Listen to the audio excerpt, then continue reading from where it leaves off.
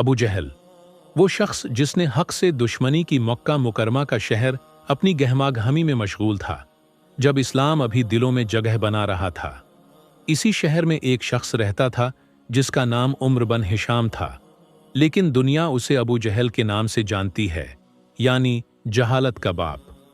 ابو جہل قریش کے سرداروں میں شمار ہوتا تھا، دولت، زبان اور طاقت میں اعلی مقام رکھتا تھا، لیکن اس طاقت کے پیچھے ایک ایسا دل چھپا تھا جو اسلام اور اللہ کے رسول حضرت محمد کے پیغام سے شدید نفرت کرتا تھا۔ جب نبی نے اللہ کی توحید کا پیغام دینا شروع کیا تو ابو جہل نہ صرف اس پیغام کو جھٹلایا بلکہ اس کا مذاق بھی اڑایا، اس سے لڑا اور دوسروں کو بھی اس سے دور رکھنے کی کوشش کی۔ وہ کہا کرتا، آخر اللہ نے محمد کو کیوں چنا؟ میں یا ولید کیوں نہیں؟ یہ انکار ایمان کی وجہ سے نہیں بلکہ تکبر کی وجہ سے تھا۔ اس کا غرور اس کی آنکھوں پر پردہ ڈال چکا تھا۔ ایک دن نبی کعبہ کے پاس نماز ادا کر رہے تھے۔ ابو جہل قریب آیا اور غصے سے بولا، کیا میں نے تمہیں یہاں نماز پڑھنے سے منع نہیں کیا؟ نبی نے پرسکون انداز میں نماز جاری رکھی، گویا کچھ سنا ہی نہیں۔ ابو جہل نے قسم کھا لی، اگر میں نے محمد کو پھر نماز پڑھتے دیکھا تو پتھر سے اس کی گردن توڑ دوں گا۔ اگلے دن نبی نے پھر نماز پڑھی۔ ابو جہل نے بڑا سا پتھر اٹھایا اور نبی کی طرف بڑھا۔ قریش کے لوگ تماشا دیکھ رہے تھے، لیکن جیسے ہی ابو جہل قریب پہنچا، اچانک رک گیا۔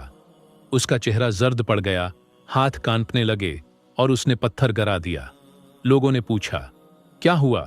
وہ بولا، میرے اور محمد کے درمیان ایک آگ کا گڑھا تھا اور آسمان فرشتوں کے پروں سے بھر گیا تھا، میں قریب بھی نہ جا سکا۔ لوگ ہنسے، لیکن ابو جہل حق کا جلوہ دیکھ چکا تھا، پھر بھی اس کا غرور ماننے کو تیار نہ تھا۔ اس نے مسلمانوں کو اذیتیں دیں، ان کا معاشرتی بائیکاٹ کروایا، نبی کی توہین کی، ان کے قتل کی سازش کی، لیکن اللہ ہر چیز دیکھ رہا تھا۔ چند سال بعد غزوہ بدر میں ابو جہل پوری شان سے آیا اور کہا، آج محمد کا کام تمام کر دوں گا، لیکن اللہ کی تدبیر کچھ اور تھی۔ مسلمان تعداد میں کم لیکن ایمان میں مضبوط تھے۔ جنگ شروع ہوئی، دھول، تلواریں اور نعرے گونجنے لگے۔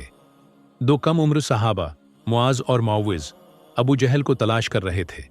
جب انہیں پتا چلا کہ وہ سنہری زرہ میں ہے تو وہ اس پر ٹوٹ پڑے۔ ان کے وار سے وہ دشمن اسلام زمین پر گرا۔ بعد میں عبداللہ بن مسعود نے ابو جہل کو زخمی حالت میں پایا۔ وہ قریب ہوئے۔ ابو جہل نے آخری سانسوں میں تکبر سے کہا، اے چرواہے کے بیٹے، تو بہت اوپر چڑھایا۔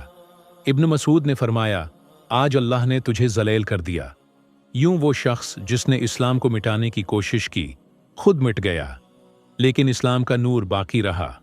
سبق: چاہے باطل کتنا ہی طاقتور ہو، حق ہمیشہ غالب آتا ہے۔ تکبر انسان کو تباہ کر دیتا ہے، لیکن اللہ کے سامنے عاجزی انسان کو دنیا و آخرت میں سرخرو کر دیتی ہے۔